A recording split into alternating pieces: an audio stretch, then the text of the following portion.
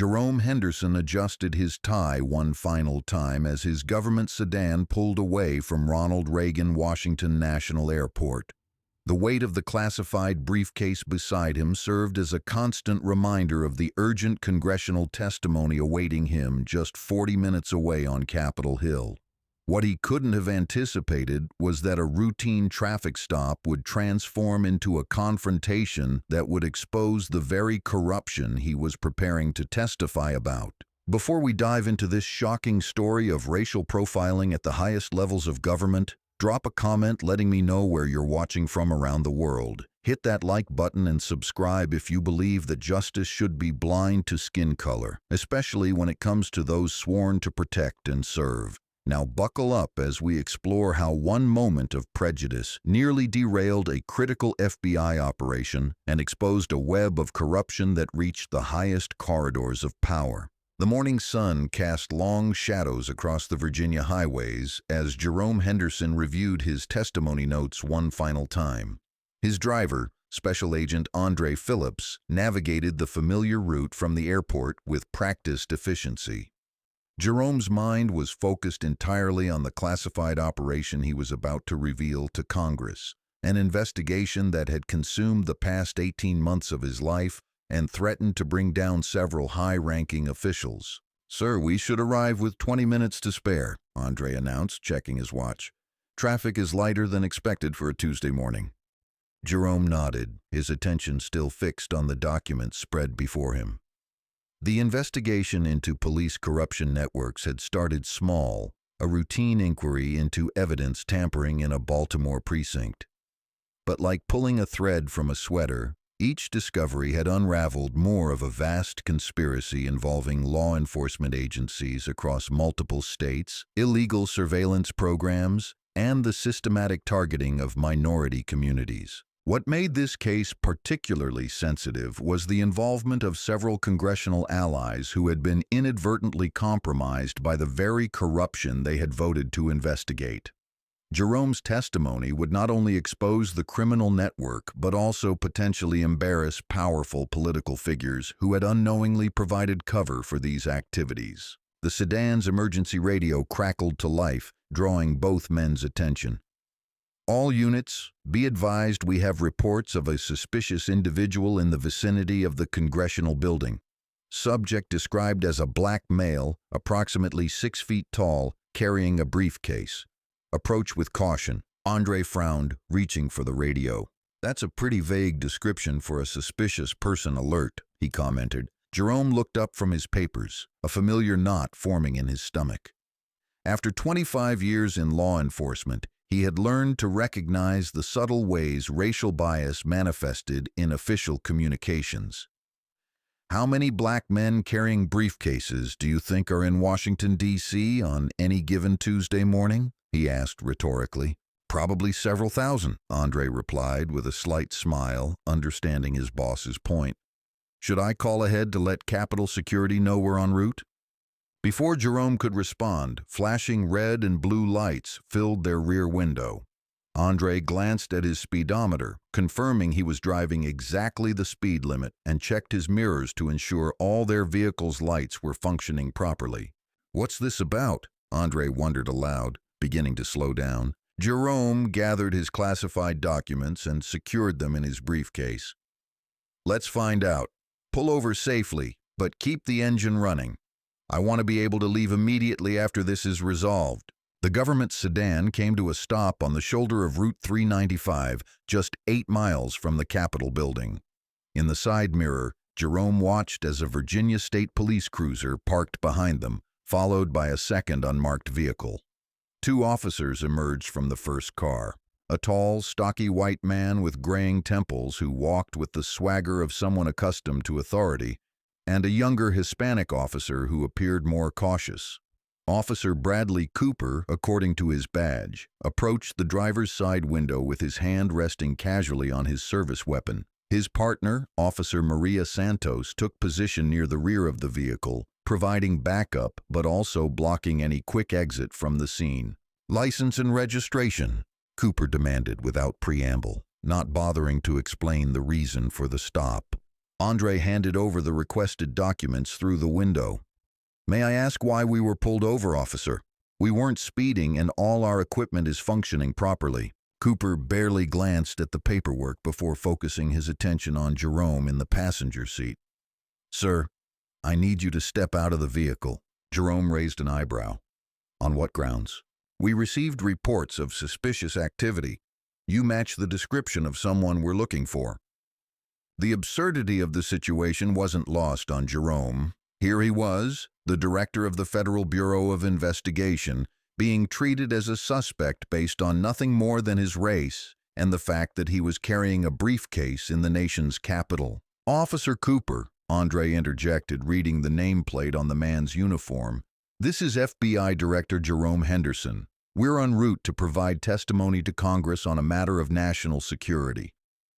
Cooper's expression didn't change. "I don't care if you're the president. I said step out of the vehicle." The situation was escalating in a way that Jerome had witnessed countless times in police reports and civil rights investigations. The key difference was that this time he was the target rather than the investigator. Every instinct told him to identify himself immediately and demand respect for his position, but another part of him recognized the value in experiencing firsthand the treatment that thousands of other Black Americans faced during routine encounters with law enforcement. "Andre," Jerome said calmly, "please call Director Phillips at the Hoover Building. Tell her we're going to be delayed." Jerome stepped out of the sedan slowly, keeping his hands visible and his movements deliberate. The morning air was crisp, but he felt the familiar heat of indignation rising in his chest. This was exactly the kind of incident that his congressional testimony was designed to address, the casual assumption of criminality based on racial profiling. "Hands on the vehicle," Cooper ordered, moving to pat down Jerome despite not having articulated any specific probable cause for the search. "Officer," Jerome said, maintaining his composure, "I'm going to reach into my jacket pocket to show you my federal identification." "Don't move," Cooper snapped, grabbing Jerome's arm with unnecessary force. "You'll do exactly what I tell you to do." The physical contact crossed a line that Jerome knew was both legally and professionally inappropriate. As someone who had spent decades training law enforcement officers on proper procedures, he recognized multiple violations of basic protocol. But more than that, he felt the sting of being reduced to a stereotype in the eyes of someone who should have been a professional colleague. "Check the briefcase," Cooper called to his partner. "Could be carrying anything." Officer Santos approached the vehicle but paused when she saw the official government seals on the briefcase. "Bradley, this looks like federal property. Maybe we should verify their credentials before proceeding." "I'll decide what we should do," Cooper shot back, clearly annoyed at being questioned by his junior partner. "The briefcase stays closed until we determine what's going on here." Jerome felt a moment of genuine concern. The documents in that briefcase contained sensitive information about ongoing federal investigations. If Cooper decided to force it open without proper authorization, it could compromise months of careful work and potentially endanger the safety of undercover agents and witnesses. By now, several other vehicles had slowed down to observe the scene. Jerome noticed at least 2 drivers had their phones out, apparently recording the incident.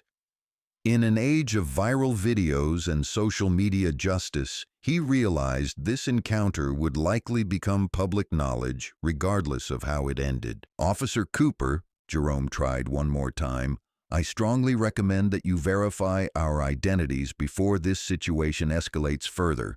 You're currently detaining the FBI director on his way to provide classified testimony to Congress." Cooper turned to face Jerome directly, his expression a mixture of skepticism and condescension. "Sure you are, and I'm the Attorney General." The mockery in his voice was unmistakable. This wasn't simply a case of mistaken identity or overzealous law enforcement. This was an officer who had made assumptions based on racial bias and was now too prideful to admit his error even when presented with evidence to the contrary. Jerome's phone began buzzing insistently in his pocket. He could see Andre in the driver's seat speaking urgently into his radio, likely trying to contact FBI headquarters and explain their delay. The irony wasn't lost on him that while he was being detained as a suspected criminal, the real criminals he was preparing to testify about were probably watching the morning news, unaware that their carefully constructed conspiracy was about to be exposed. "We're going to need backup," Cooper announced into his radio. "Got a situation here with 2 suspects claiming to be federal agents." The word suspects hung in the air like a challenge. Jerome realized that Cooper had now committed himself to a course of action that would be difficult to reverse without significant embarrassment. The officer had transformed a simple traffic stop into a federal incident, and the consequences would extend far beyond this roadside encounter. As Jerome stood with his hands on the government sedan, feeling the weight of Cooper's assumptions and the eyes of passing motorists, he couldn't help but think about all the other professional black men who had found themselves in similar situations without the eventual protection of federal authority. The difference was that his story would have a different ending, but not before teaching some powerful lessons about the persistence of racial bias in American law enforcement. The sound of additional sirens in the distance signaled that this roadside encounter was about to become much more complicated for everyone involved. To understand the magnitude of what was unfolding on that Virginia highway, we need to journey back to the modest beginnings of Jerome Henderson in Detroit, Michigan. His story began in a 2-bedroom apartment on the city's east side, where his mother, Keisha, worked double shifts as a registered nurse to provide for Jerome and his younger sister after their father left when Jerome was just 8 years old. Keisha Henderson was a woman who refused to let circumstances define her children's futures. Despite working 60-hour weeks at Detroit Medical Center, she made education the centerpiece of their household. Every evening, no matter how exhausted she was from her shift, Keisha would sit at their small kitchen table, helping Jerome with homework, reviewing his assignments, and challenging him to think beyond the limitations of their neighborhood. "Excellence isn't negotiable in this house," she would tell him, her voice firm but loving. "The world will try to convince you that being good enough is acceptable for someone who looks like you, but good enough won't open the doors you need to walk through." The Detroit public school Jerome attended was severely underfunded, with outdated textbooks, overcrowded classrooms, and a revolving door of substitute teachers. Many of his classmates had already accepted that their futures would mirror those of their older siblings: dead-end jobs, early parenthood, or worse. But Jerome had internalized his mother's message about excellence, and he refused to allow his environment to limit his aspirations. His natural curiosity and analytical mind were first noticed by Mrs. Elizabeth Donovan, a white teacher who had transferred to the inner-city school as part of a diversity initiative. She recognized Jerome's potential during a class discussion about current events when he demonstrated an unusual ability to see connections between seemingly unrelated social issues. "Jerome has the kind of mind that law enforcement needs," she told his mother during a parent-teacher conference. "He sees patterns where others see chaos. He asks the right questions." Mrs. Donovan became Jerome's first mentor, staying after school to provide him with advanced reading materials and challenging him with logic problems that stretched his analytical abilities. She also introduced him to the concept of law enforcement as a noble profession, sharing stories of FBI agents and federal prosecutors who work to protect civil rights and fight corruption. By his sophomore year in high school, Jerome had become fascinated with criminal justice, but not in the way many of his peers who dreamed of being police officers. Jerome was interested in the intellectual challenge of investigation, the process of gathering evidence, building cases, and uncovering truth in complex situations.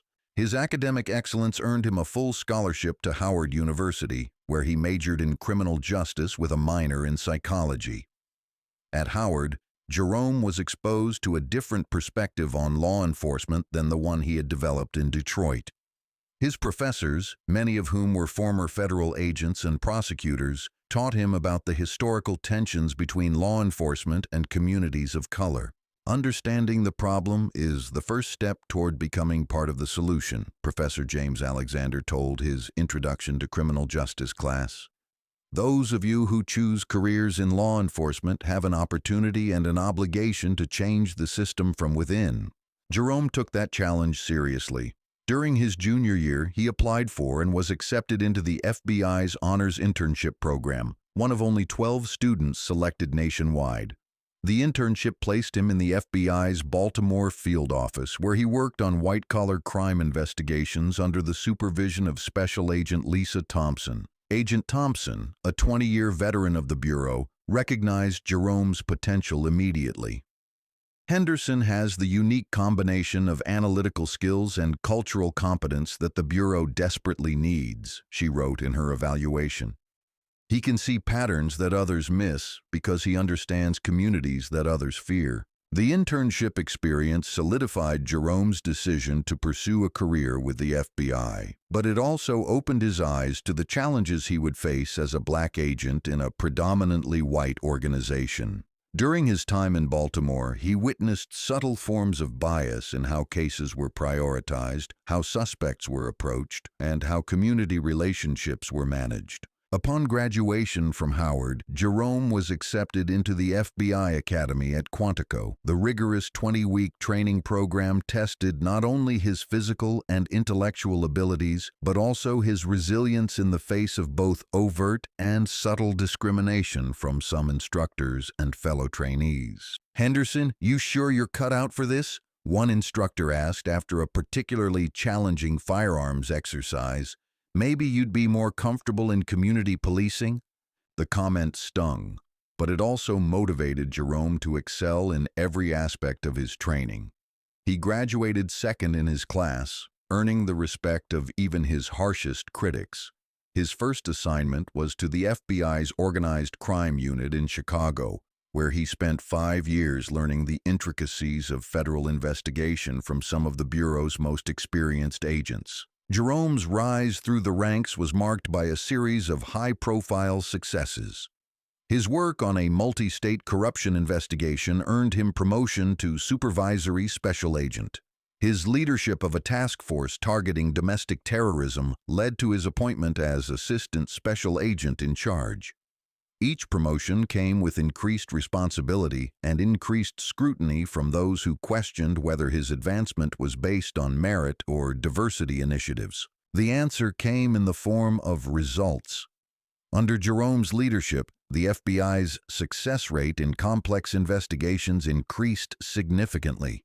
His ability to build trust in communities that had historically been suspicious of law enforcement proved invaluable in developing the intelligence networks necessary for effective federal investigations. Jerome doesn't just solve cases, his supervisor noted in a performance review. He builds bridges between the Bureau and communities that we've struggled to reach for decades.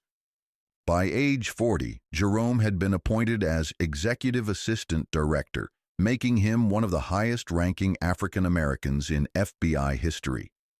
His reputation for integrity, analytical brilliance, and cultural competence had earned him respect across the law enforcement community.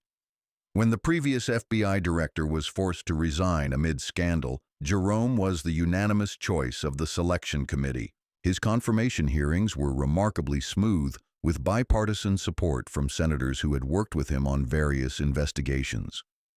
Director Henderson represents the very best of American law enforcement, Senator Elizabeth Harper, chair of the Judiciary Committee, had said during his confirmation. His commitment to both public safety and civil rights makes him uniquely qualified to lead the FBI into the next decade. Now, just 3 years into his tenure as FBI director, Jerome had built a reputation for transforming the Bureau's relationship with minority communities while maintaining its effectiveness in combating serious federal crimes. His investigations into police corruption networks had earned him praise from civil rights organizations and grudging respect from law enforcement unions. The investigation he was preparing to testify about represented the culmination of his career's work, a comprehensive effort to root out systemic corruption while building trust between federal law enforcement and the communities it served. The classified documents in his briefcase contained evidence of a conspiracy that reached into multiple police departments, federal agencies, and political offices. As Jerome stood on the shoulder of Route 395 with Officer Cooper's hand on his shoulder, he couldn't help but reflect on the irony. Here he was, the nation's top law enforcement official, being treated as a criminal suspect by someone who was supposed to be a professional colleague. The encounter was a stark reminder that no amount of professional achievement could completely shield him from the assumptions and biases that continued to plague American policing. More importantly, this moment was providing him with first-hand experience of what thousands of other African Americans faced during routine encounters with law enforcement. The difference was that his story would eventually lead to accountability and change, while most others simply became statistics in reports about racial disparities in policing. The sound of additional sirens grew louder, signaling that this roadside encounter was about to become much more complicated and potentially much more educational for everyone involved. Officer Bradley Cooper's radio crackled with the response from dispatch. Unit 247, backup is en route. ETA 3 minutes. Be advised, FBI headquarters has called requesting information about any incidents involving Director Henderson. Cooper's expression flickered for just a moment, a brief shadow of uncertainty crossing his face before his jaw set with renewed determination. Rather than pausing to consider the implications of the FBI's inquiry, he seemed to interpret it as confirmation that Jerome was indeed someone worth investigating. Dispatch, tell FBI headquarters that we have the situation under control, Cooper responded into his radio, his voice carrying a tone of authority that suggested he felt no need to defer to federal oversight. We're conducting a lawful traffic stop and investigation. Jerome exchanged a glance with Andre, who was still seated in the driver's seat speaking urgently into his phone. Through the open window, Jerome could hear fragments of Andre's conversation with FBI headquarters. Yes, ma'am. We're about 8 miles from the Capitol. No, the officer hasn't verified credentials yet. I understand the testimony is scheduled for... The arrival of backup transformed the scene from a simple traffic stop into what appeared to be a major law enforcement operation. 2 additional Virginia State Police cruisers arrived, followed by an unmarked sedan containing 2 detectives. Soon, Jerome found himself surrounded by 6 officers, all focused on him as if he were a dangerous fugitive rather than a federal official. Detective Lisa Morgan emerged from the unmarked car, a veteran officer whose reputation for thorough investigations had earned her respect throughout Virginia law enforcement. She approached Officer Cooper with a questioning look. "What do we have here, Bradley?" she asked, surveying the scene with the practiced eye of someone who had worked hundreds of cases. "Suspicious individual matching the description from the Bolo alert," Cooper explained, his confidence seeming to grow with the arrival of additional officers. "Claims to be FBI director, but you know how these con artists operate. Probably stolen government plates, fake IDs, the whole package." Detective Morgan frowned as she looked more carefully at the government sedan with its official markings and diplomatic license plates. Her experience had taught her to be skeptical of simple explanations, especially when multiple red flags suggested a situation was more complex than it appeared. "Have you verified their credentials yet?" she asked Cooper. "I was about to search the suspect when you arrived," Cooper replied, gesturing toward Jerome. "Haven't had a chance to check IDs yet." Detective Morgan's frown deepened. In her 15 years as a detective, she had learned that failure to verify credentials early in any investigation was usually a sign of either inexperience or prejudice. The fact that Cooper had called for backup before even checking basic identification suggested he had made assumptions that weren't based on evidence. "Sir," she addressed Jerome directly, her tone more professional than Cooper's had been. "I'm Detective Morgan. Would you mind showing me your identification?" Jerome reached slowly into his jacket pocket, his movements deliberate and visible to all the officers present. He extracted his FBI director credentials, a leather wallet containing both his official identification and his federal law enforcement badge. Detective Morgan examined the credentials carefully, comparing the photo to Jerome's face and checking the various security features that marked it as authentic federal identification. Her expression grew increasingly concerned as she realized what was happening. "Officer Cooper," she said quietly, handing the credentials back to Jerome. "This is actually FBI Director Jerome Henderson." Cooper's response revealed the depth of his commitment to his initial assumption. "Those could be fake," he insisted. "These con artists are getting sophisticated with their forgeries. We need to verify through official channels." "The FBI headquarters already called about this incident," Detective Morgan reminded him. "They're asking about Director Henderson specifically." "That could be part of the con," Cooper argued, his voice rising slightly. "Maybe they have someone on the inside feeding them information." Jerome listened to this exchange with growing amazement at Cooper's determination to avoid acknowledging his error. This wasn't simply a case of mistaken identity that could be quickly resolved with proper identification.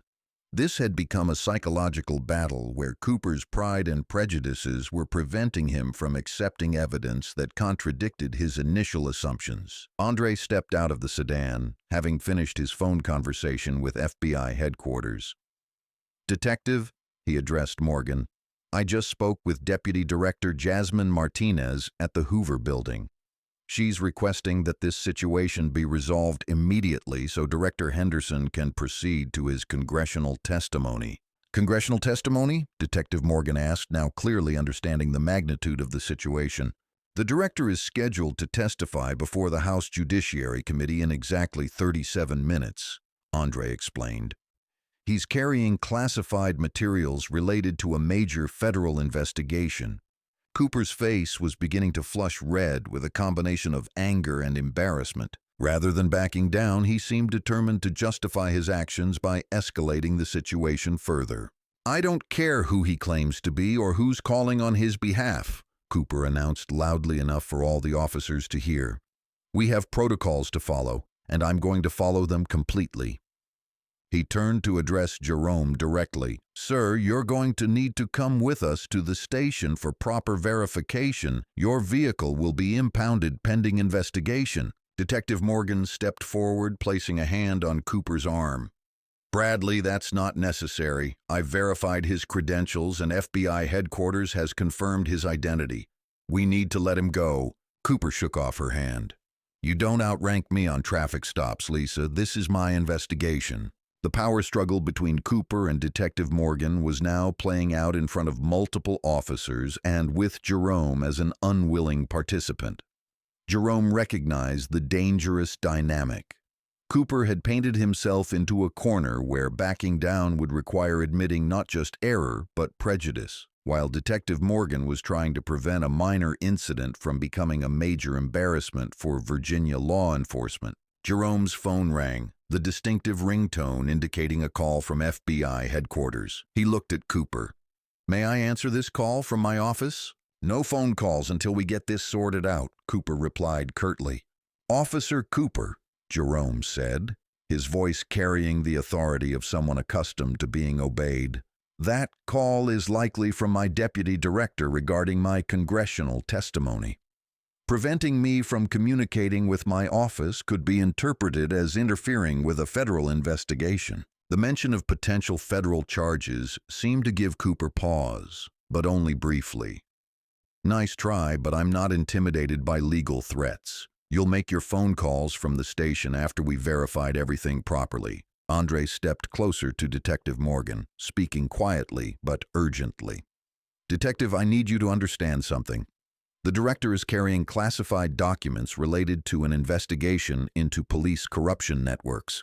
If this situation escalates further, it could compromise an operation that's taken 18 months to develop." Detective Morgan nodded grimly, understanding the implications. She turned to Cooper with increased urgency. "Bradley, we need to end this now. You're talking about detaining the FBI director and potentially compromising a federal investigation." Cooper's response revealed the core of his resistance. I've been doing this job for 12 years and I know how to spot a con artist. Just because someone has official-looking credentials doesn't mean they're legitimate. You'd be amazed how good these fake IDs look these days. Jerome realized that Cooper's skepticism wasn't based on evidence but on his fundamental inability to believe that a black man could legitimately hold the position of FBI director. No amount of credentials, official phone calls, or colleague intervention would convince Cooper because the truth contradicted his worldview too dramatically to accept. The standoff was interrupted by the arrival of another vehicle, a black SUV with government plates that pulled up behind the growing collection of law enforcement vehicles. Two men in dark suits emerged, their posture and bearing immediately identifying them as federal agents. Special Agent Timothy Walsh and Special Agent Kevin Martinez from the FBI's Washington field office had been dispatched when Director Henderson failed to arrive at the Capitol building on schedule. Their arrival added another layer of complexity to what was already becoming an interagency incident with national security implications. "I'm Special Agent Walsh," the senior agent announced, displaying his credentials to Detective Morgan. "We're here to escort Director Henderson to his congressional testimony." Cooper turned to face the new arrivals, his hand moving instinctively toward his service weapon. "More fake federal agents," he announced. "This is obviously a coordinated effort to impersonate law enforcement officials." The situation had now reached a critical point where Cooper's refusal to acknowledge reality was creating genuine danger. He was surrounded by legitimate law enforcement officers, including federal agents, but his prejudices had convinced him that he was facing an elaborate criminal conspiracy rather than admitting he had made a catastrophic error in judgment. Agent Walsh spoke into his radio. "This is Agent Walsh. We have a situation on Route 395, requesting supervisor response and media relations team. This is about to become a major incident." As the words left his mouth, Jerome realized that his morning testimony about police corruption was about to be overshadowed by a real-time demonstration of exactly the kind of problems he was preparing to address. The irony was almost too perfect to be coincidental. The tension on the highway had reached a breaking point when Captain James Anderson of the Virginia State Police arrived at the scene. A 30-year veteran with a reputation for level-headed leadership, Anderson had been contacted directly by the FBI's deputy director and briefed on the situation during his drive to Route 395. Captain Anderson stepped out of his patrol car and surveyed the scene. 7 law enforcement vehicles, 9 officers, and what appeared to be a high-stakes standoff over a simple traffic stop. His experienced eye immediately identified the central problem. Officer Cooper stood rigidly beside Jerome Henderson, his body language suggesting he was prepared to defend his position regardless of evidence to the contrary. "What the hell is going on here?" Anderson's voice carried the authority of someone accustomed to resolving complex situations quickly and decisively. Detective Morgan approached her supervisor with visible relief. "Captain, we have a situation." Officer Cooper pulled over FBI Director Jerome Henderson's vehicle on suspicion that Henderson matched a BOLO alert. Despite verification of credentials and confirmation from FBI headquarters, Cooper is insisting on taking Henderson to the station for further investigation. Captain Anderson's expression darkened as he processed the implications. He had been briefed during his drive about Henderson's scheduled congressional testimony and the sensitive nature of the investigation he was prepared to discuss. More importantly, Anderson recognized that this incident had the potential to become a national story about racial profiling in law enforcement. "Officer Cooper," Anderson called out, his voice carrying the unmistakable tone of a superior officer addressing a subordinate, front and center. Cooper approached with the swagger of someone who believed his actions were about to be validated by higher authority. "Captain, I've got a sophisticated con operation here. Multiple suspects with fake federal credentials claiming to be FBI officials. I've been trying to explain to Detective Morgan that we need to follow proper procedures." Captain Anderson studied Cooper's face, recognizing the combination of stubbornness and self-righteousness that had led to this situation. In his 3 decades of law enforcement, Anderson had seen officers make mistakes, but he had also learned to distinguish between honest errors and willful blindness. "Show me the credentials," Anderson commanded. Cooper hesitated. "Sir, I believe they're forged. The suspects have been coached on what to say, and they've had people calling in claiming to be FBI officials." "I didn't ask for your analysis," Anderson cut him off sharply. "I asked to see the credentials."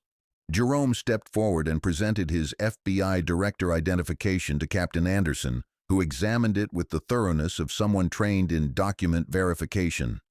After several minutes of careful inspection, Anderson looked up with an expression that mixed professional embarrassment with personal anger. "Officer Cooper," Anderson said slowly, "these credentials are authentic. The man you've detained for the past 25 minutes is actually FBI Director Jerome Henderson, and you've just created an interagency incident that's going to require explanations all the way up to the governor's office." Cooper's face began to show the first signs of uncertainty. "But sir, the Bolo alert described a suspicious black male with a briefcase." "The Bolo alert," Anderson interrupted, "was for someone seen near the Capitol building 3 hours ago.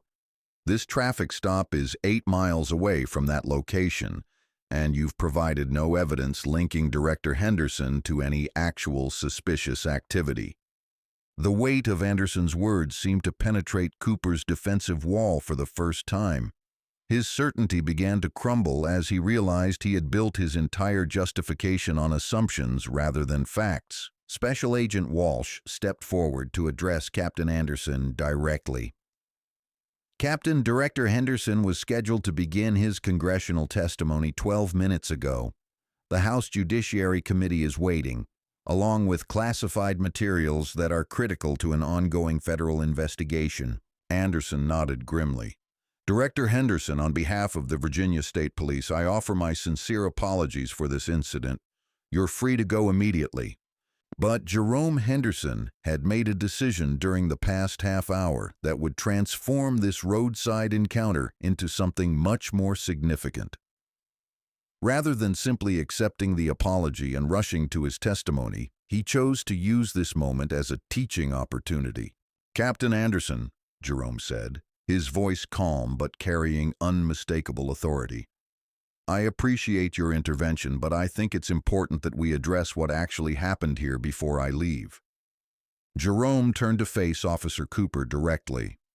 "Officer Cooper, you stopped my vehicle without probable cause, refused to verify my credentials, called for backup based on racial assumptions, and then doubled down on those assumptions even when presented with evidence that contradicted them.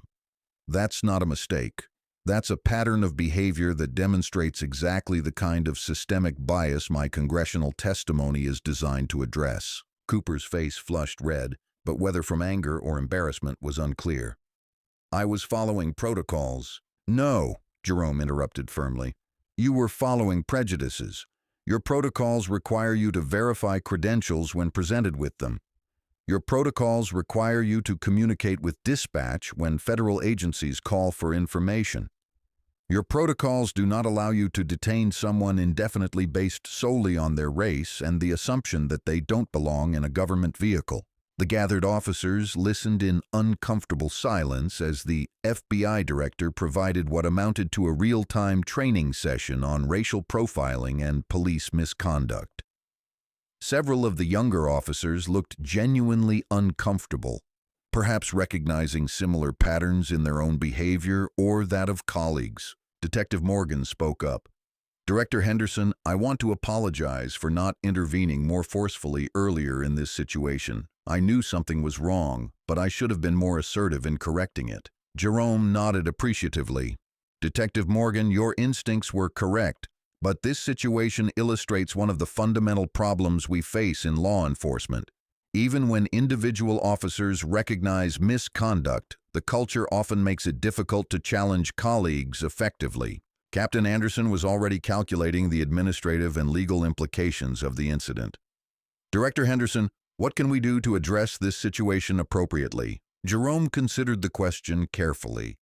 His response would set the tone for how this incident would be interpreted and what lessons would be learned from it. Captain Anderson, I suggest 3 immediate actions, Jerome began. First, Officer Cooper should receive mandatory retraining on civil rights, proper credential verification, and de-escalation techniques. Second, this incident should be documented as a case study for your department's training program. Third, I'd like to invite you to attend my congressional testimony today, because the issues we've just experienced firsthand are exactly what I'm preparing to discuss with the House Judiciary Committee. Cooper finally spoke, his voice much quieter than before. Sir, I wasn't trying to discriminate. I genuinely thought— Officer Cooper, Jerome replied, that's exactly the problem. Your genuine thoughts were based on prejudicial assumptions. You saw a black man in a government vehicle and your first instinct was suspicion rather than respect. That's not conscious racism, that's unconscious bias, and it's arguably more dangerous because you don't even recognize it. The educational moment was interrupted by Jerome's phone ringing once again. This time, Cooper made no move to prevent him from answering. Henderson, Jerome answered. Jerome, this is Congressman David Riley, chair of the House Judiciary Committee. We've been waiting for 30 minutes. What's your status? Congressman Riley, I've been detained by Virginia State Police in a case of mistaken identity. I'm en route now and should arrive within 15 minutes. Detained? Riley's voice rose with concern. By state police? Jerome, this sounds like exactly the kind of incident we're convening to discuss. Yes, sir, that irony hasn't escaped me. I'll provide full details during my testimony. After ending the call, Jerome turned back to the assembled officers. Gentlemen, this incident will likely become public knowledge.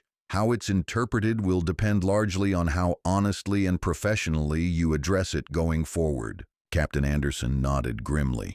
Director Henderson, you have my word that this will be investigated thoroughly and that appropriate actions will be taken. Jerome gathered his briefcase and prepared to leave, but paused for one final observation. The investigation I'm testifying about today has uncovered corruption networks that operate because good officers remain silent when they see problems. Detective Morgan, your instincts were right, but your silence enabled this situation to continue longer than it should have. That's not a personal criticism. It's a systemic issue we need to address. As Jerome walked toward his vehicle, he could see several bystanders recording the scene with their phones. In the age of social media, he knew this incident would likely become public within hours, adding another dimension to his congressional testimony. Andre, Jerome called to his driver, let's proceed to the Capitol.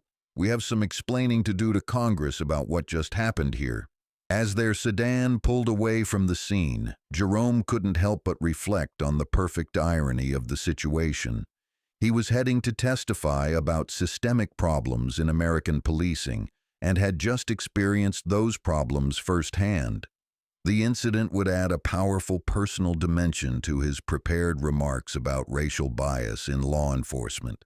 The marble corridors of the Capitol building buzzed with unusual energy as Jerome Henderson arrived 43 minutes late for his scheduled testimony. News of the highway incident had already reached several committee members, and the delay had only heightened anticipation for what was expected to be explosive testimony about police corruption. Jerome strode through the security checkpoints with his usual composed demeanor, but those who knew him well could detect the controlled anger simmering beneath his professional facade. The classified briefcase at his side contained 18 months of investigative work, but now it would be accompanied by a fresh personal example of the very problems his testimony was designed to address. Congressman David Riley, the committee chair, greeted Jerome at the entrance to the hearing room. Jerome, we heard about the incident on Route 395. Are you all right? I'm fine, Congressman Riley, Jerome replied, straightening his tie, though I suspect my testimony today will have a different tone than originally planned. The hearing room was packed beyond capacity, with journalists, federal officials, and civil rights advocates filling every available seat. C-SPAN cameras captured every angle as Jerome took his place at the witness table, the weight of national attention focusing on his words. Director Henderson, Chairman Riley began formally. Thank you for appearing before the House Judiciary Committee today, despite the unusual circumstances of your arrival. Before we begin with your prepared testimony about the federal investigation into police corruption networks, would you like to address the incident that delayed your appearance? Jerome leaned into the microphone, his voice carrying clearly throughout the hearing room. Thank you, Chairman Riley. Less than 2 hours ago, I was pulled over by Virginia State Police while en route to this hearing. Despite presenting valid FBI director credentials and despite confirmation calls from FBI headquarters, I was detained for 37 minutes because the officer involved made assumptions based on my race rather than evidence. A murmur rippled through the packed hearing room. Several committee members exchanged glances, recognizing the extraordinary nature of what they were hearing. The officer insisted that my credentials were fake and that I was part of an elaborate con operation, Jerome continued. Even when multiple colleagues attempted to verify my identity, he maintained his position that a black man could not legitimately be the FBI director. This incident provides a perfect real-time example of the systemic bias issues that my prepared testimony will address in detail. Ranking Member Elizabeth Harper leaned forward in her chair. Director Henderson, are you saying that you, the nation's top law enforcement official, were racially profiled by local police while carrying classified materials to a congressional hearing? Congresswoman Harper, that is exactly what I'm saying. And more importantly, this incident demonstrates that racial bias in policing affects people at every socioeconomic level. If the FBI director can be detained based on racial assumptions, imagine what ordinary citizens experience every day. Jerome opened his briefcase and extracted a thick folder of documents. Which brings me to the investigation I'm here to discuss. Operation Clean Badge has uncovered a network of corruption that spans multiple police departments across 7 states, involving illegal surveillance, evidence tampering, and the systematic targeting of minority communities for harassment and false arrest. The hearing room fell silent as Jerome outlined the scope of the investigation. Charts and photographs were displayed on large screens, showing connections between corrupt officers, illegal activities, and the politicians who had unknowingly provided cover for these operations. The investigation began 18 months ago in Baltimore, Jerome explained, when we discovered that evidence was being systematically tampered with in cases involving minority defendants. What we uncovered was far more extensive than simple evidence tampering. Jerome clicked a remote, displaying a complex organizational chart on the room's screens. We discovered a network of officers across multiple jurisdictions who were coordinating their activities, sharing intelligence about federal investigations, and working to discredit civil rights activists and community leaders who questioned their methods. Committee member Congressman Robert Stone interrupted. Director Henderson, are you alleging that there was an organized conspiracy among law enforcement officers to target minorities? Congressman Stone, I'm not alleging it, I'm documenting it. We have recorded conversations, financial records, and testimony from cooperating witnesses that demonstrate coordination between these officers. They called themselves the Brotherhood of Blue, and they operated with the belief that they were protecting law and order against what they perceived as external threats. Jerome advanced to the next slide, showing financial transactions and communication records. The Brotherhood developed methods for generating false arrests, manipulating evidence, and ensuring that investigations into their activities were derailed or discredited. They particularly targeted successful minority professionals, activists, and anyone who challenged their methods. The implications of Jerome's testimony were staggering. He was describing a shadow organization within American law enforcement that had operated with virtual impunity for years, corrupting the justice system and violating the civil rights of thousands of citizens. How extensive is this network? Congresswoman Harper asked. Our investigation has identified 127 active participants across 32 police departments, sheriff's offices, and even some federal agencies, Jerome replied. We estimate that their activities have affected over 3,000 cases and directly impacted the lives of more than 15,000 individuals and their families. Congressman Stone looks skeptical. Director Henderson, these are serious allegations. What evidence do you have that this isn't simply a series of unrelated incidents of misconduct? Jerome had anticipated this question. Congressman Stone, we have recorded phone conversations where participants discuss coordinating activities across jurisdictions. We have financial records showing payments made to officers for specific actions. Most damaging, we have testimony from 12 former participants who have agreed to cooperate with federal prosecutors in exchange for reduced sentences. He clicked to display a recorded conversation transcript. This is from a wiretapped phone call between Officer Mark Stevens in Atlanta and Sergeant Robert Cole in Phoenix. They're discussing how to handle a community activist who was organizing protests against police misconduct. The transcript on the screen showed a chilling conversation about fabricating evidence and coordinating false arrests to discredit civil rights leaders. The hearing room remained silent as committee members absorbed the implications. The individual they were discussing, Jerome continued, was arrested 3 days later on charges that were later dismissed when the evidence was found to be fabricated. But the damage to his reputation and his organization was already done. Chairman Riley leaned forward. Director Henderson, how long has this network been operational? Based on our investigation, we believe the Brotherhood of Blue was formed approximately 8 years ago and has been growing steadily since then. What started as informal cooperation between like-minded officers evolved into a sophisticated operation with its own communication systems, funding sources, and operational protocols. Jerome clicked to the next slide, showing a map of the United States with red dots marking confirmed Brotherhood activities. The pattern is clear. They target communities and individuals who challenge law enforcement practices, using their official authority to harass, intimidate, and, in some cases, frame innocent people. Congressman Stone pressed further. Director Henderson, you've made serious allegations about law enforcement corruption, but given this morning's incident involving your own detention, isn't it possible that you're viewing normal police work through the lens of personal bias? The question hung in the air, suggesting that Jerome's credibility had been compromised by his morning experience.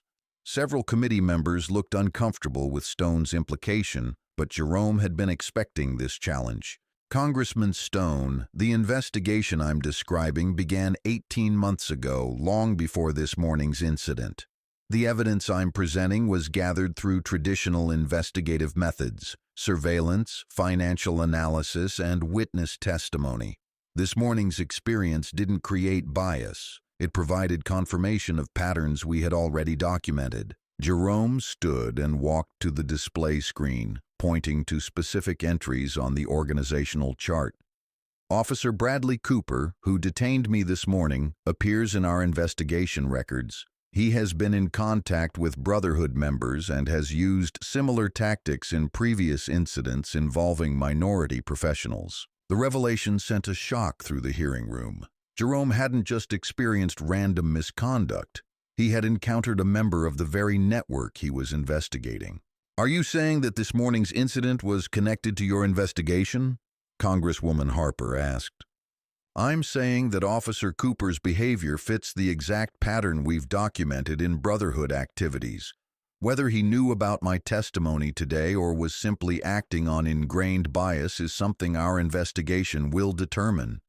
Chairman Riley called for a brief recess, recognizing that the hearing had taken an unexpected turn that would require careful handling. As committee members huddled in private discussions, Jerome remained at the witness table, reviewing his notes and preparing for what he knew would be increasingly aggressive questioning. When the hearing resumed, Ranking Member Harper took the lead. Director Henderson, what actions is the FBI taking in response to this investigation? Congresswoman Harper, we have secured federal indictments against 47 individuals, including 23 active law enforcement officers. We've also initiated civil rights investigations in 12 jurisdictions where brotherhood activities were most extensive. Jerome clicked to display photographs of arrested individuals. These arrests have taken place over the past 6 weeks, coordinated across multiple states to prevent brotherhood members from warning each other about federal action. The scope of the law enforcement operation was impressive, but Jerome knew that arrests were only the beginning of addressing the systemic problems his investigation had uncovered. However, Jerome continued, prosecuting individual officers won't solve the underlying cultural problems that allowed this network to operate for years without detection. We need comprehensive reforms in how police departments hire, train, and supervise their officers. The hearing continued for another 2 hours, with Jerome methodically presenting evidence of corruption, bias, and abuse of power. By the time he concluded his testimony, it was clear that the Brotherhood investigation would reshape discussions about police reform across the country. As Jerome packed his briefcase and prepared to leave, he reflected on the extraordinary events of the day. What had begun with a humiliating traffic stop had evolved into a powerful demonstration of exactly the problems his investigation was designed to address. Sometimes, he thought, justice came in unexpected forms. Within minutes of Jerome's testimony concluding, video footage of his morning traffic stop began circulating across social media platforms. Multiple bystanders had recorded the incident from different angles, providing a comprehensive visual record of Officer Cooper's refusal to acknowledge Jerome's credentials despite mounting evidence of his identity. The footage was devastating in its clarity. Viewers could see Jerome presenting his FBI director identification, could hear Cooper dismissing it as fake, and could witness the increasingly uncomfortable reactions of other officers as the situation escalated beyond reason. Most damaging was audio of Cooper insisting that these con artists are getting sophisticated, even after FBI headquarters had called to inquire about the incident. Malik Johnson, an investigative journalist with the Washington Post who had been covering police reform issues for years, was among the first to recognize the significance of the story.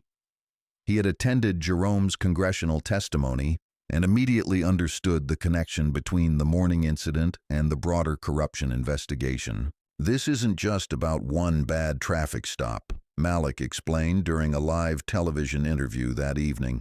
Director Henderson was literally on his way to testify about police corruption networks when he became a victim of the exact kind of bias he was preparing to expose. The symbolism is almost too perfect to believe. Cable news networks ran the story continuously, with legal experts debating the implications of a sitting FBI director being detained by local police.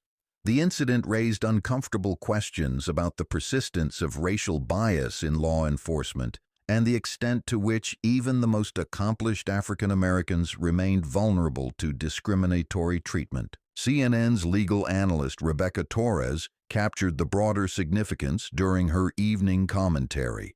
When the nation's top law enforcement official can be detained based on racial assumptions, it demonstrates that these problems aren't limited to interactions between police and ordinary citizens. This is about institutional bias that operates regardless of individual achievement or social status. Meanwhile, Fox News took a different approach, with host Steve Manning questioning whether Jerome's account was entirely accurate. We're hearing one side of the story from someone who admittedly has an agenda to push regarding police reform. Maybe Officer Cooper had legitimate reasons for his actions that we're not hearing about. The competing narratives playing out in media coverage reflected the broader national divide over issues of race and policing. Jerome's supporters saw the incident as clear evidence of systemic bias, while critics suggested he was exploiting a routine traffic stop for political purposes. Social media reaction was swift and intense. The hashtag "Your FBI Director Detained" began trending within hours, with thousands of users sharing their own experiences of racial profiling by police. Many prominent African Americans, including celebrities, politicians, and business leaders, came forward with similar stories of being questioned, detained or harassed despite their professional status. Former NBA star Marcus Williams tweeted, "If FBI Director Jerome Henderson can be treated like a criminal for driving while black, none of us are safe from this bias. This is exactly why we need the reforms he's proposing." Civil rights leader Dr. Amanda Foster added her voice. "Today's incident shows that no amount of success, education, or professional achievement can shield Black Americans from racial profiling. This is about systemic change, not individual incidents." However, the Fraternal Order of Police pushed back against the characterization of the incident as racial profiling. President John Baker issued a statement. Officer Cooper was responding to a legitimate BOLO alert and following established procedures. Second-guessing police officers based on limited information serves no one's interests and undermines public safety. The competing perspectives highlighted the challenge facing law enforcement agencies trying to address bias while maintaining officer morale and public support. Jerome's incident had become a national Rorschach test, with people seeing confirmation of their existing beliefs about race and policing. Behind the scenes, Virginia State Police Captain James Anderson was dealing with the administrative fallout from the incident. He had spent the afternoon in meetings with state officials, FBI representatives, and his own supervisors, trying to develop an appropriate response that balanced accountability with support for his officers. "We need to be honest about what happened," Anderson told his staff during an emergency meeting. "This wasn't a case of following proper procedures.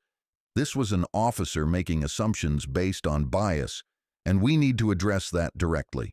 Anderson had reviewed the incident reports filed by all officers present at the scene, and the pattern was clear.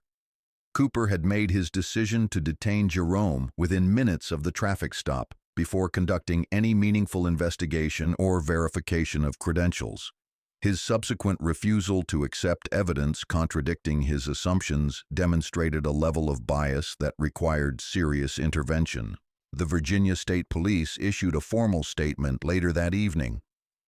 "We take the allegations regarding this morning's incident seriously and are conducting a thorough internal investigation. We are committed to ensuring that all citizens are treated with dignity and respect, regardless of race or social status." Officer Cooper, meanwhile, had been placed on administrative leave pending the completion of the investigation. His union representative, attorney Lisa Crawford, issued a statement defending his actions. Officer Cooper was responding to a legitimate security alert and following established procedures for verifying suspicious activity. He will be vindicated once all the facts are known. The gulf between official statements and public perception continued to widen as more details about the incident emerged. Body camera footage from multiple officers provided additional perspective on Cooper's behavior, showing his increasing agitation as evidence mounted against his initial assumptions. Particularly damaging was footage of Cooper's radio communications with dispatch, where he could be heard saying, "I've got a situation with a black male claiming to be FBI director, obviously a scam operation." The dismissive tone and immediate assumption of criminality provided clear evidence of racial bias that would be difficult for his defenders to explain away. As the story dominated news cycles, Jerome found himself in the unusual position of being both the investigator and the victim in a high-profile case of police misconduct. His evening schedule was filled with interview requests from major networks, all wanting to hear his first-hand account of the incident and its connection to his broader investigation. During an interview with 60 Minutes correspondent Janet Morrison, Jerome reflected on the day's events.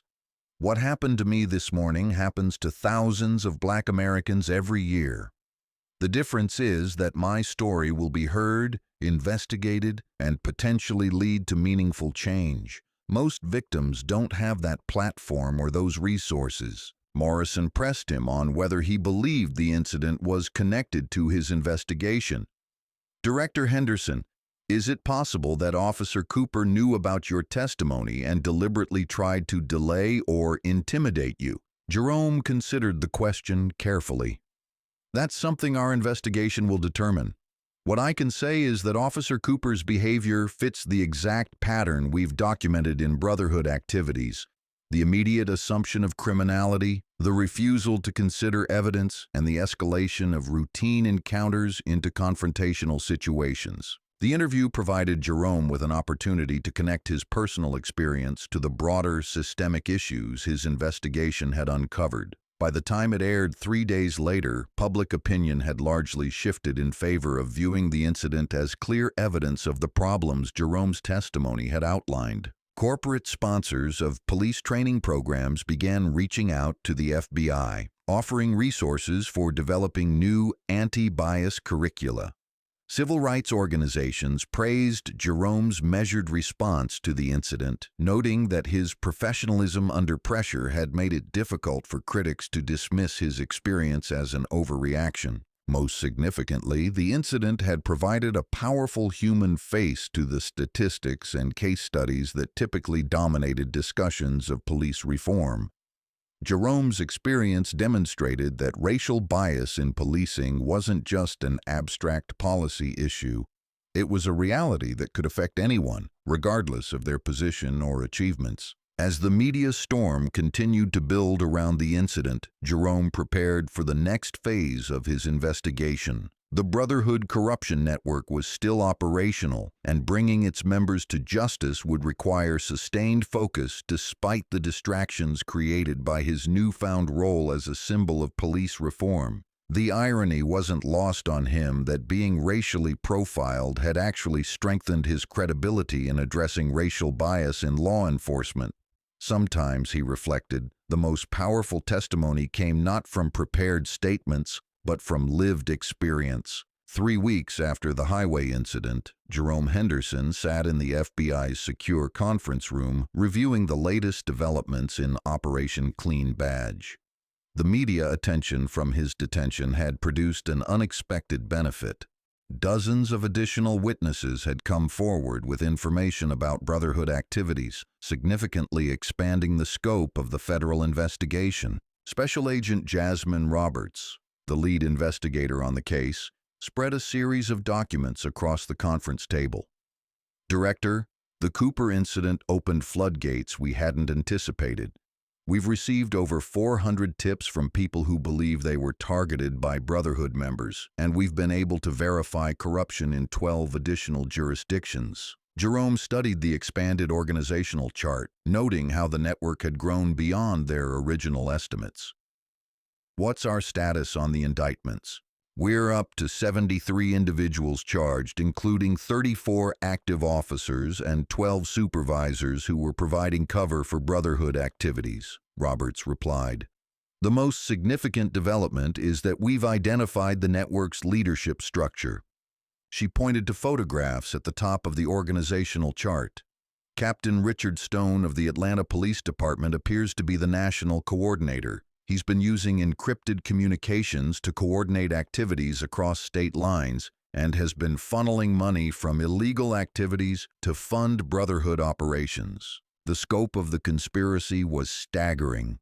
What had begun as informal cooperation between biased officers had evolved into a sophisticated criminal organization with its own hierarchy, communication systems, and operational protocols. How extensive is their surveillance operation? Jerome asked, reviewing reports about illegal monitoring of civil rights leaders and community activists.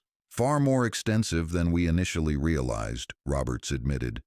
They've been using official law enforcement databases to track activists, journalists, and politicians they consider threats. We've documented illegal surveillance of federal judges, members of Congress, and even some FBI personnel. The revelation that Brotherhood members had been monitoring federal officials raised the stakes considerably. This wasn't just about local police misconduct. It was about a network that had attempted to infiltrate and influence federal law enforcement activities. Agent Roberts clicked her laptop to display intercepted communications. This is from a group chat between Brotherhood coordinators discussing their surveillance of Congresswoman Elizabeth Harper during the police reform hearings last year. The messages showed detailed planning to discredit Harper's reform proposals by digging up personal information about her and her staff. The group had used official police resources to conduct background checks and had coordinated with sympathetic media contacts to leak damaging information. They were essentially operating as a shadow organization within law enforcement, Jerome observed, using their official authority to advance a political agenda. That's exactly right, Roberts confirmed. And the Cooper incident fits their operational pattern perfectly. When they identify someone they consider a threat, they use routine law enforcement encounters to harass, intimidate, or gather intelligence. Jerome's phone buzzed with a text from his assistant. "Senator Harper is here for your 2 p.m. meeting." The timing was appropriate as Harper had been one of the Brotherhood's surveillance targets and was now working with the FBI to understand the extent of the conspiracy. Senator Elizabeth Harper entered the conference room with the bearing of someone who had spent years navigating the complex politics of police reform. Her expression was grim as she reviewed the documents spread across the table. "Director Henderson, I've been briefed on the scope of the investigation, but seeing this organizational chart is still shocking. How long have they been monitoring my activities?" "Based on the communications we've intercepted, at least 18 months, Jerome replied. "They were particularly interested in your committee's oversight activities and your staff's contacts with civil rights organizations." Harper shook her head in disbelief. "So when I thought I was conducting legitimate oversight of federal law enforcement programs, I was actually being surveilled by the people I was trying to oversee." Agent Roberts displayed additional evidence on her laptop screen. "Senator, they had detailed files on your schedule, your staff members, and your family. They were looking for anything they could use to discredit your reform efforts." The personal violation was evident in Harper's expression. Like Jerome's traffic stop incident, this demonstrated how the Brotherhood's activities affected people at the highest levels of government. "What's most disturbing," Jerome noted, "is that they were using legitimate law enforcement tools for illegitimate purposes.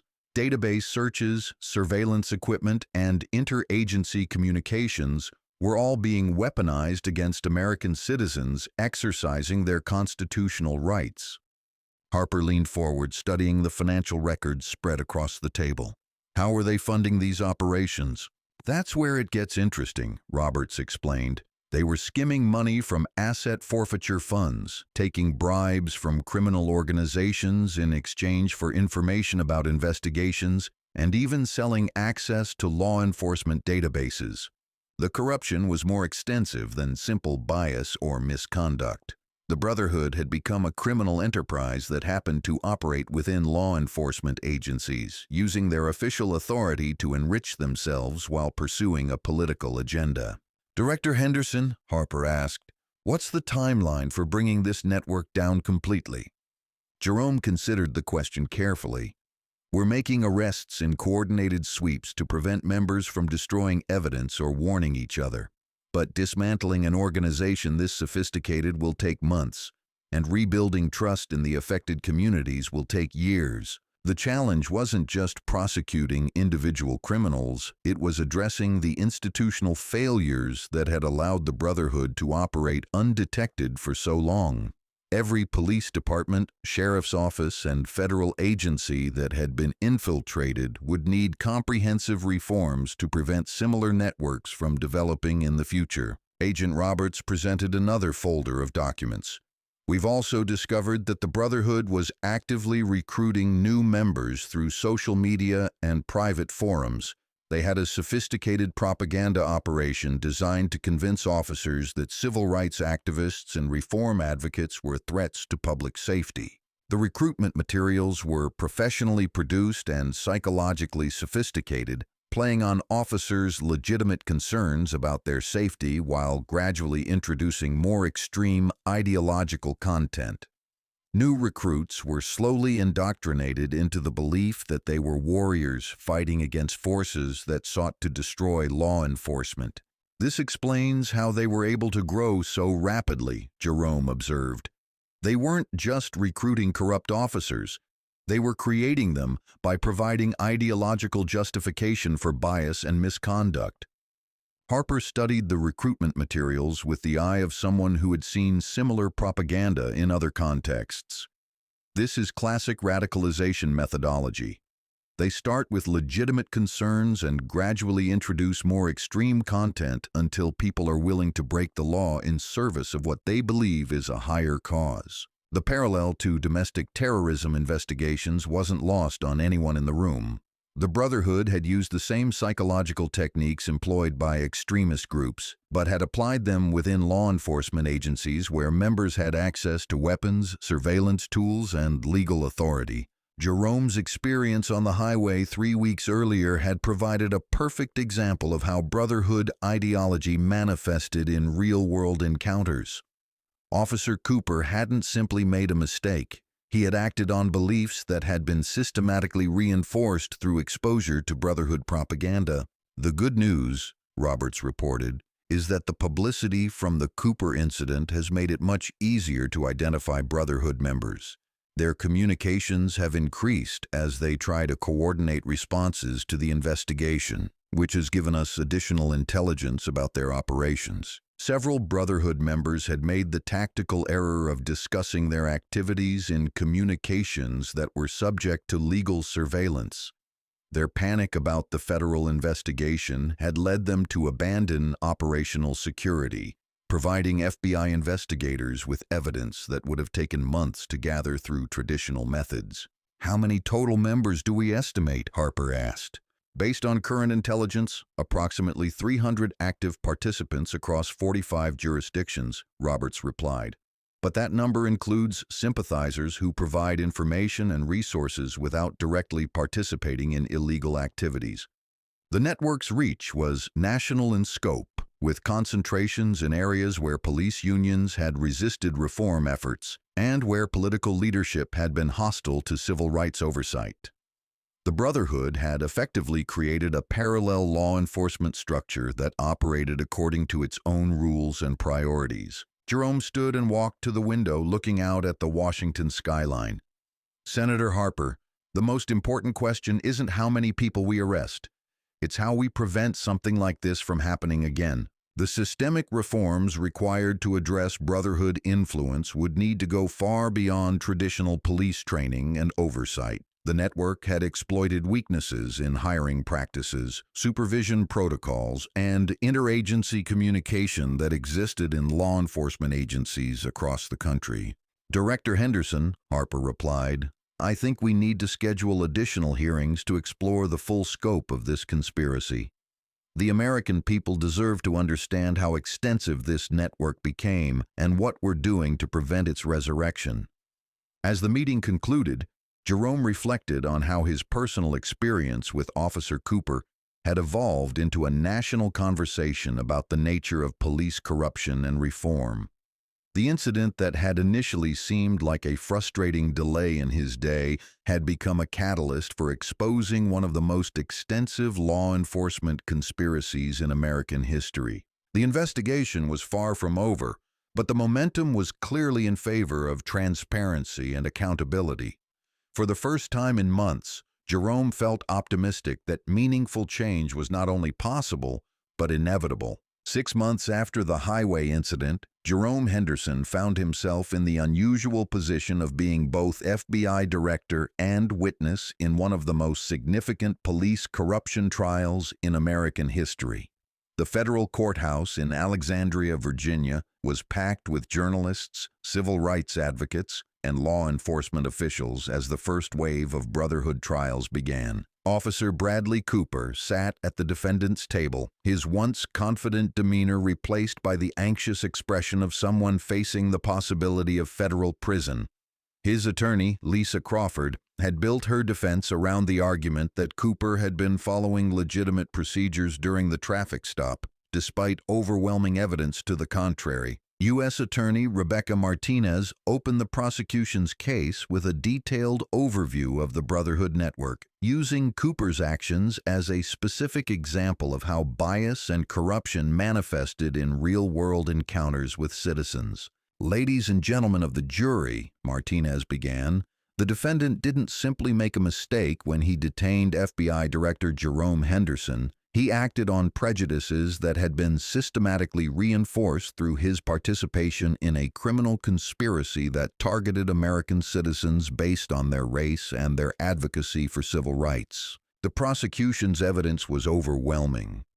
Recorded conversations showed Cooper discussing Brotherhood activities with other members.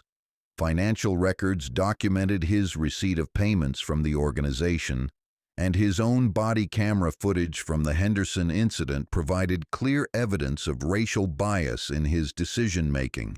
Defense attorney Crawford attempted to portray Cooper as a dedicated officer who had been unfairly characterized as a racist based on a single incident. Officer Cooper has served Virginia citizens faithfully for 12 years, she argued.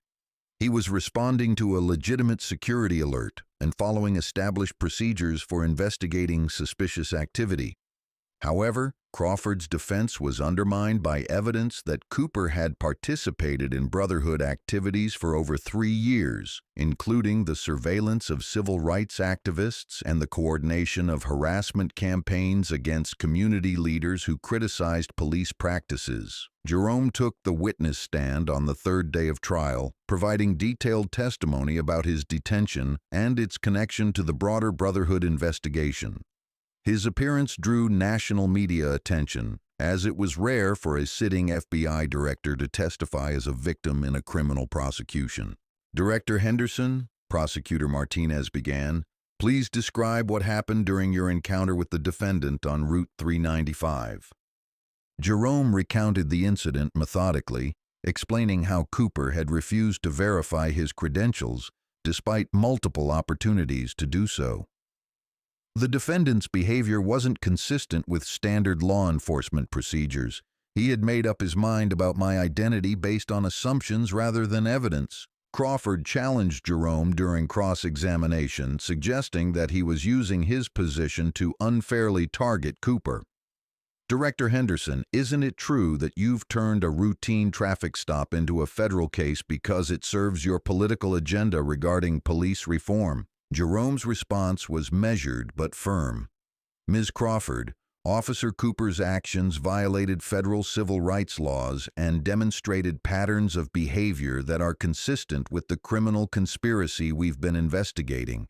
This isn't about politics, it's about the rule of law. The exchange highlighted the broader tensions surrounding the Brotherhood prosecutions.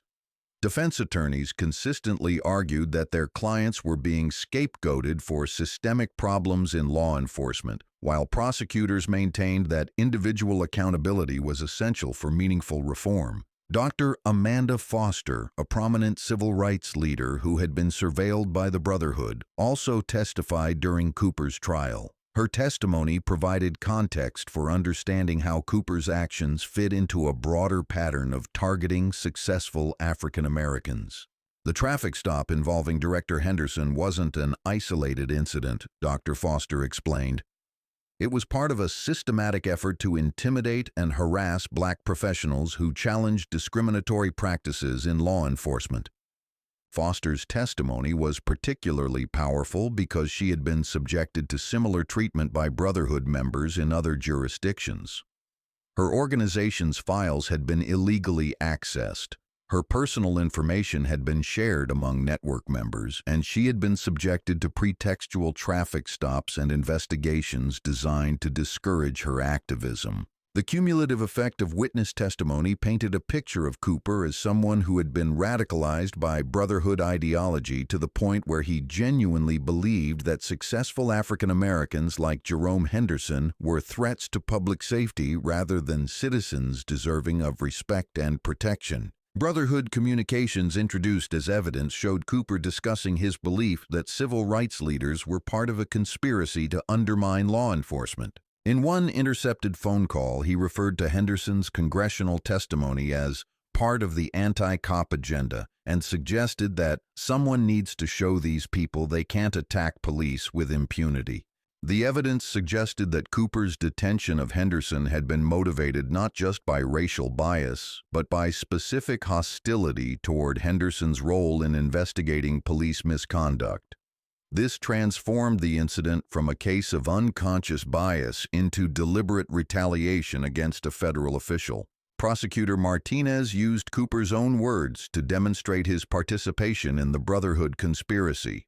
The defendant wasn't simply responding to a traffic alert. He was acting on beliefs that had been systematically cultivated through his participation in a criminal organization that viewed law enforcement oversight as an existential threat. The trial revealed the psychological sophistication of Brotherhood recruitment and indoctrination methods.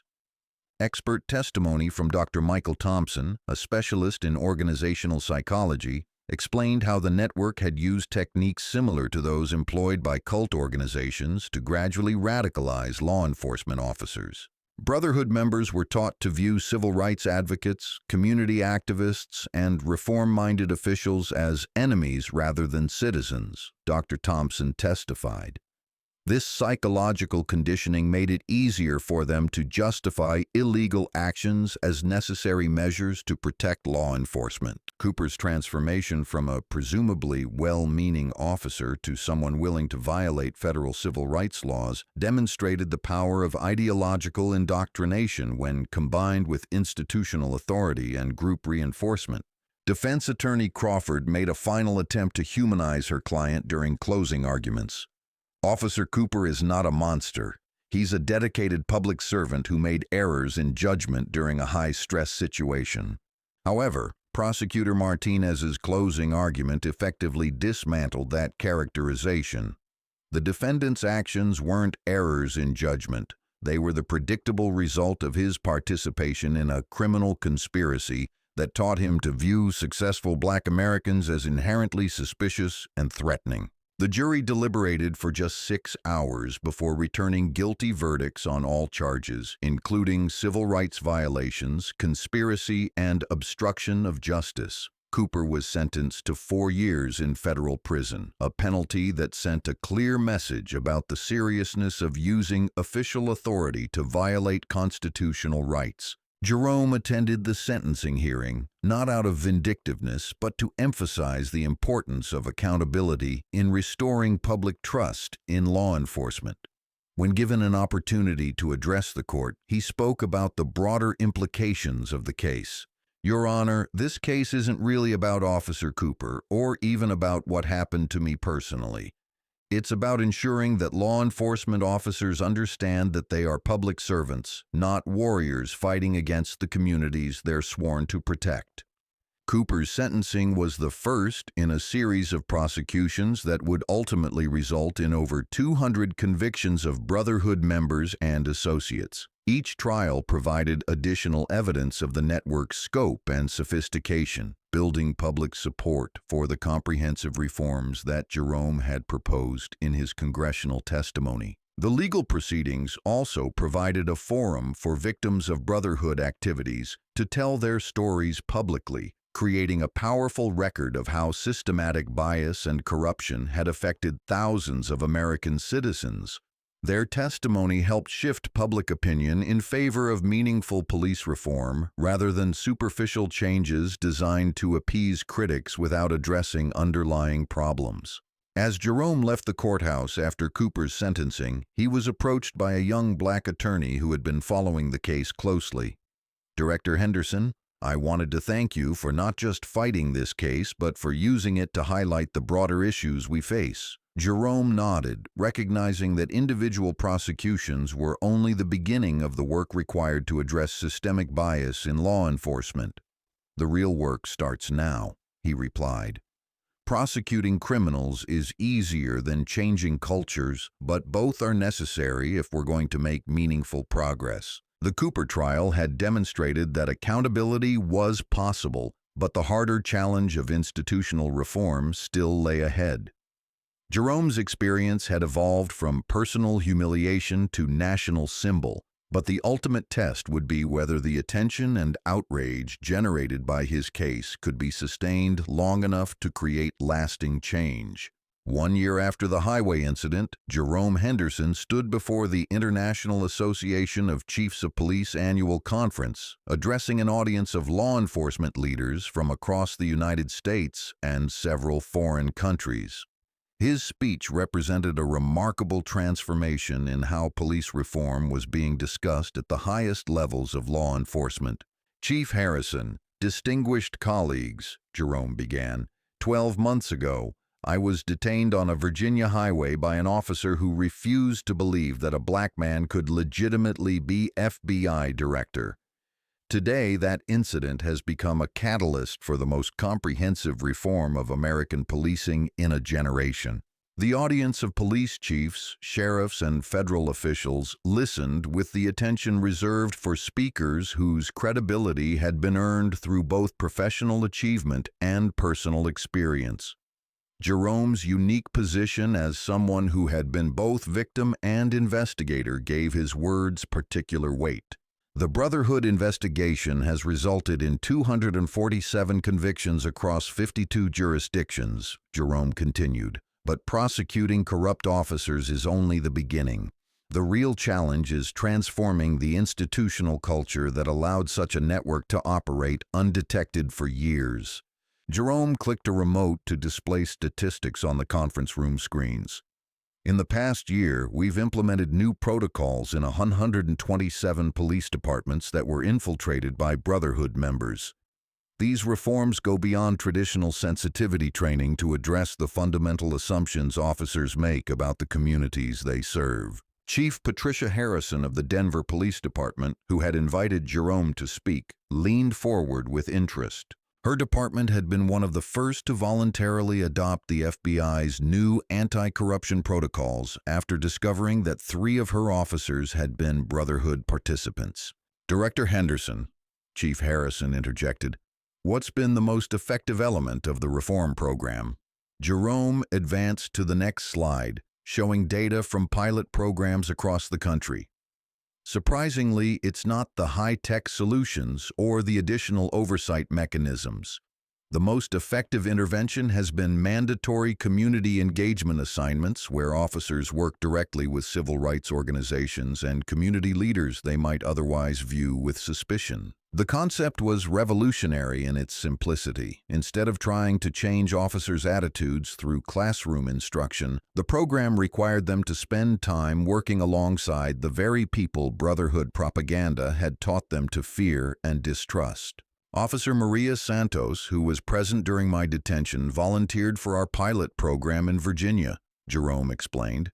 "She spent 3 months working with community organizers in Richmond, helping them develop neighborhood safety programs.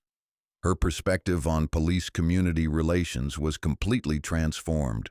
Santos had become an unexpected advocate for reform within the Virginia State Police. Her first-hand experience of working with community activists had dispelled the Brotherhood's characterization of civil rights leaders as anti-police agitators seeking to undermine public safety. The key insight," Jerome continued, "is that bias isn't overcome through education alone. It requires sustained personal contact that challenges stereotypes through direct experience." Chief Robert Stone of the Phoenix Police Department raised his hand. His department had been heavily infiltrated by Brotherhood members, and he had struggled with implementing reforms in the face of union resistance and officer skepticism. "Director Henderson, how do you address officers who claim these programs are punishment for the actions of a few bad actors?" Jerome had anticipated this question, having heard similar concerns from law enforcement leaders across the country. "Chief Stone, we frame these programs not as punishment but as professional development. Just as we require officers to maintain physical fitness and firearms proficiency, we now require them to maintain cultural competency and bias awareness." The reframing was crucial for gaining officer buy-in.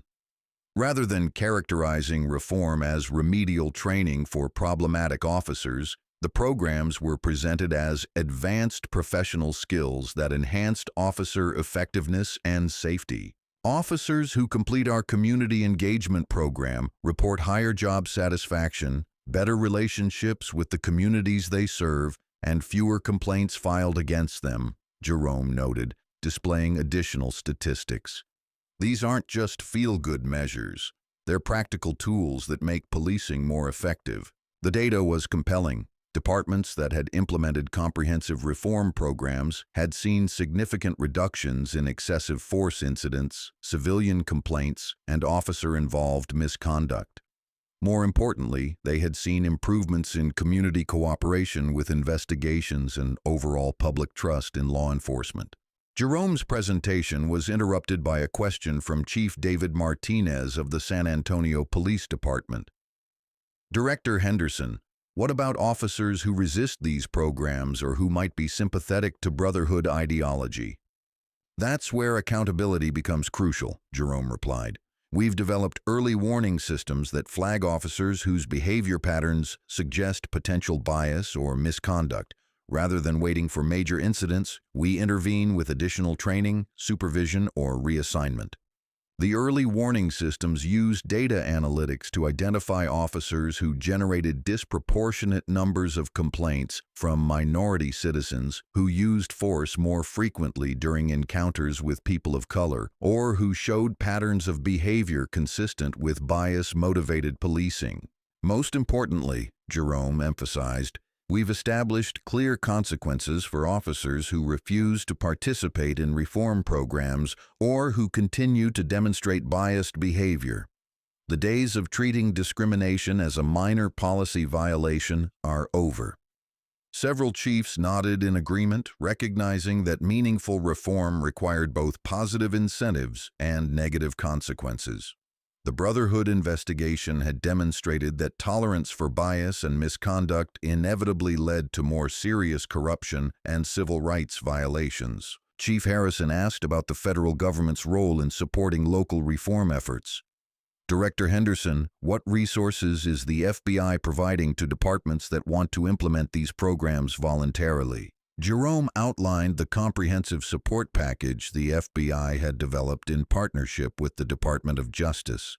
We're providing funding for training programs, technical assistance for developing early warning systems, and access to best practices from departments that have successfully implemented reforms. The federal support was designed to overcome one of the primary obstacles to police reform: the cost and complexity of implementing new programs in departments that were already struggling with budget constraints and staffing challenges.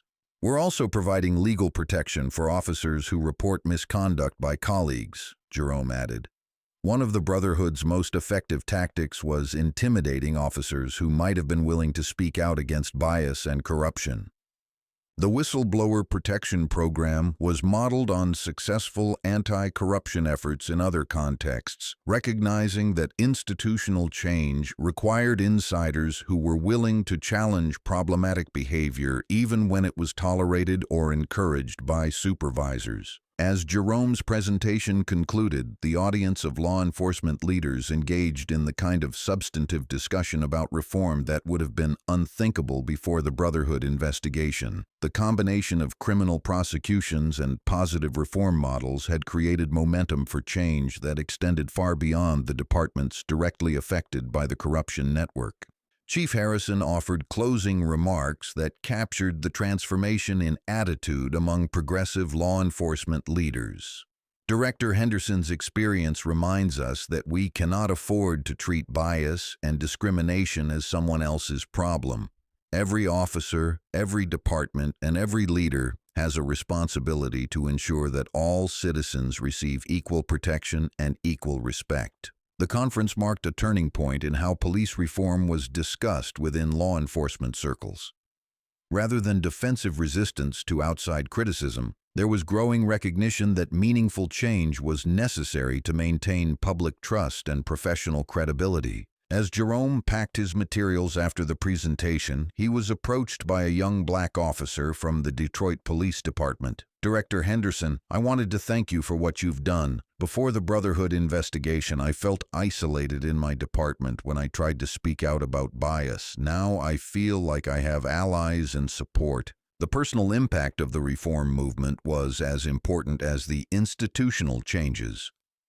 Officers like Detroit's Kevin Matthews, who had previously felt marginalized for challenging discriminatory practices, now found themselves part of a growing movement toward professional excellence and community partnership. Jerome's response reflected his understanding of the work still required. Officer Matthews, the momentum we've created is fragile. It will only be sustained if officers like you continue to speak up and hold colleagues accountable. Institutional change requires individual courage. The conversation reminded Jerome that his highway detention had been transformed into something much larger than personal vindication.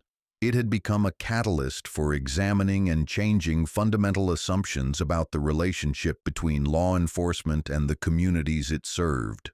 As he prepared to return to Washington, Jerome reflected on the remarkable journey from roadside humiliation to national reform movement. The work was far from complete, but the foundation had been laid for sustained change that would outlast any individual case or controversy. 2 years after Officer Bradley Cooper had detained him on Route 395, Jerome Henderson stood in the Rose Garden of the White House as President Sarah Johnson signed the Police Accountability and Community Trust Act into law. The comprehensive federal legislation represented the most significant police reform measure in American history, incorporating many of the recommendations that had emerged from the Brotherhood investigation. Director Henderson, President Johnson said during the signing ceremony, "Your experience and investigation have shown us that meaningful change is possible when we have the courage to confront uncomfortable truths about bias and corruption in law enforcement." The legislation mandated federal standards for police training, created national databases for tracking officer misconduct, and provided funding for community engagement programs modeled on the pilot projects Jerome had championed. Most significantly, it established federal oversight mechanisms for departments with patterns of civil rights violations. Jerome had been invited to speak at the ceremony, representing both the investigative work that had exposed the Brotherhood network and the personal experience that had made the abstract concept of racial profiling viscerally real for millions of Americans. 2 years ago, I was detained on a Virginia highway because an officer couldn't believe that someone who looked like me could legitimately hold the position of FBI director, Jerome began. That incident could have been just another frustrating example of bias in policing, but it became something more because we chose to use it as an opportunity for examination and change. The audience in the Rose Garden included law enforcement leaders, civil rights advocates, and victims of Brotherhood activities who had found their voices through the investigation and trials. Their presence represented the coalition that had made comprehensive reform possible.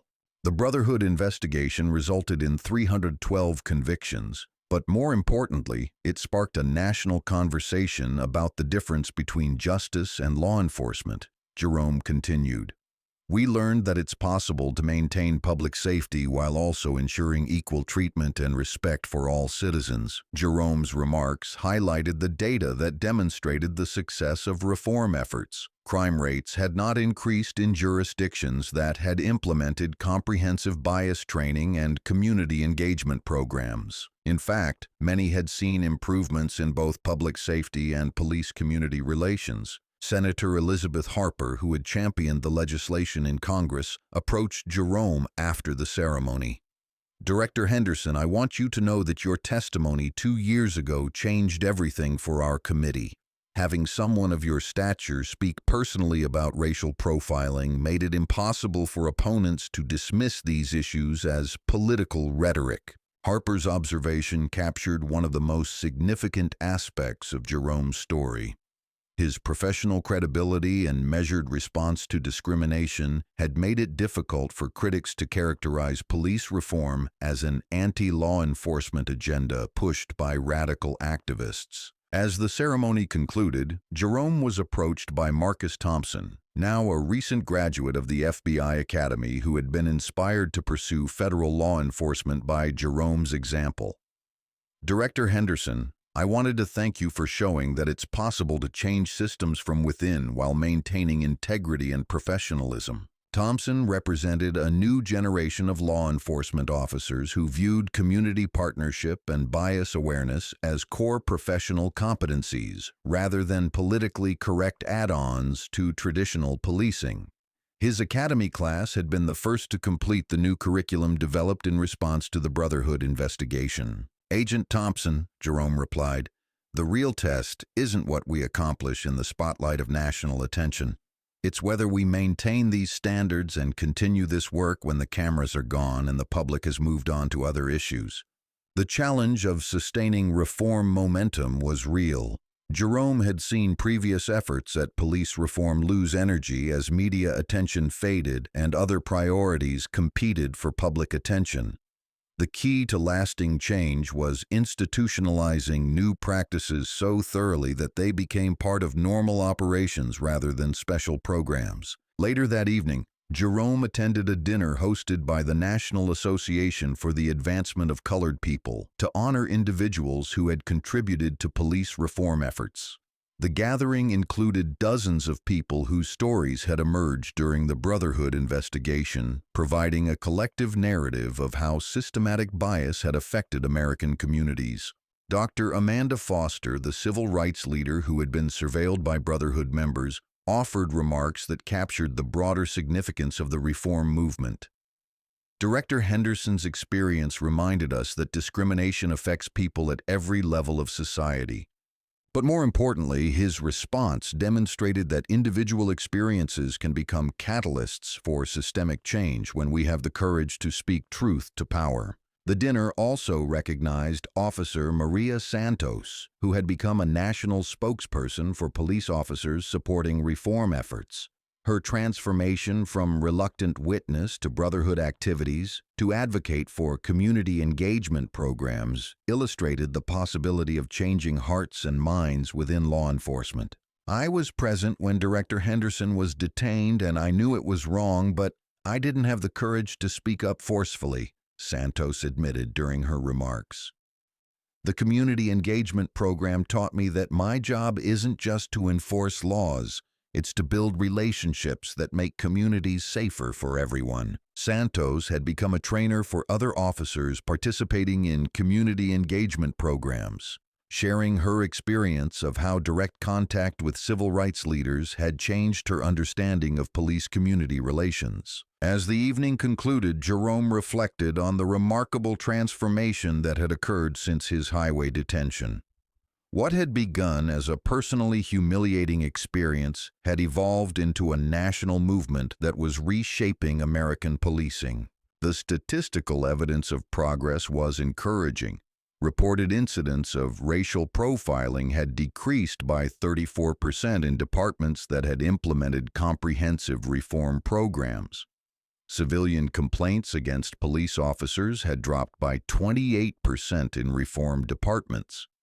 Most significantly, public trust in law enforcement had begun to improve in communities that had historically been skeptical of police. However, Jerome understood that individual incidents and legislative victories were only the beginning of sustained institutional change.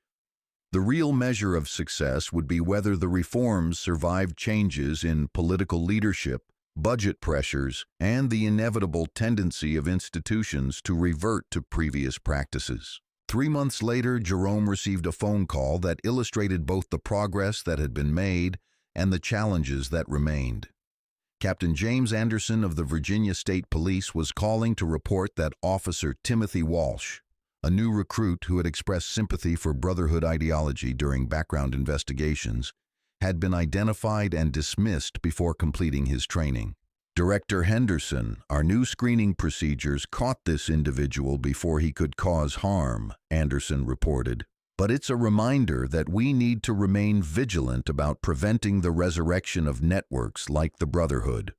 The call demonstrated that reform programs were working as intended, but also highlighted the ongoing nature of the challenge. Bias and corruption were not problems that could be solved once and forgotten. They required constant attention and institutional commitment to prevent their reemergence. Jerome's response reflected his understanding of the long-term nature of institutional change. "Captain Anderson, the fact that your department identified and addressed this issue proactively shows that the reforms are taking hold. The goal isn't to eliminate all bias from policing. It's to create systems that identify and correct problems before they cause harm. As Jerome ended the call, he considered the legacy of his highway detention experience. The incident had been transformed from personal humiliation into a catalyst for examining and changing fundamental assumptions about law enforcement in America. The Brotherhood investigation had exposed the extent to which organized bias and corruption had infiltrated American policing, but it had also demonstrated that meaningful reform was possible when there was sufficient political will and public attention. Most importantly, the experience had shown that individual stories, when properly framed and supported by evidence, could become powerful tools for institutional change. Jerome's detention had provided a human face for abstract discussions about racial profiling, making it possible for Americans to understand these issues in personal rather than statistical terms. Looking toward the future, Jerome recognized that the work of reform would never be complete. Each new generation of officers would need training in bias awareness and community engagement. Each new challenge to police-community relations would require careful attention and response. But the foundation had been laid for a different kind of policing, one that combined effective law enforcement with respect for civil rights, professional accountability with community partnership, and individual excellence with institutional integrity. The highway incident that had begun as a moment of injustice had become a legacy of positive change, proving that sometimes the most powerful responses to discrimination come not from anger or retaliation, but from the patient work of institutional transformation. Jerome's story would be remembered not just as an example of racial profiling, but as a demonstration of how individual experiences, when combined with professional competence and moral courage, could reshape entire systems of American justice. As he prepared for another day of leading the FBI's continued work on police reform and civil rights protection, Jerome reflected on his mother's words from decades earlier. Excellence isn't negotiable. The excellence she had demanded hadn't just opened doors for him personally, it had helped open doors for positive change in American law enforcement that would benefit generations of citizens to come. The true measure of his legacy wouldn't be found in the number of convictions secured or awards received, but in whether young people like Marcus Thompson could pursue careers in law enforcement confident that they would be judged by their character and competence rather than their race, and whether all Americans could trust that their encounters with police would be marked by professionalism and respect rather than bias and suspicion. That transformation was still a work in progress, but the foundation had been laid, and the momentum for continued change remained strong. Sometimes justice came in unexpected forms, and sometimes the most powerful victories emerged from the most painful defeats. Thanks for watching this powerful story of how one moment of injustice became a catalyst for nationwide change. Director Jerome Henderson's experience reminds us that transformation is possible when we refuse to accept discrimination, even when it comes from those sworn to protect and serve. If this story resonated with you, make sure to hit that like button and subscribe for more stories about justice, accountability, and the ongoing fight for equality in America. Ring that notification bell so you never miss an upload.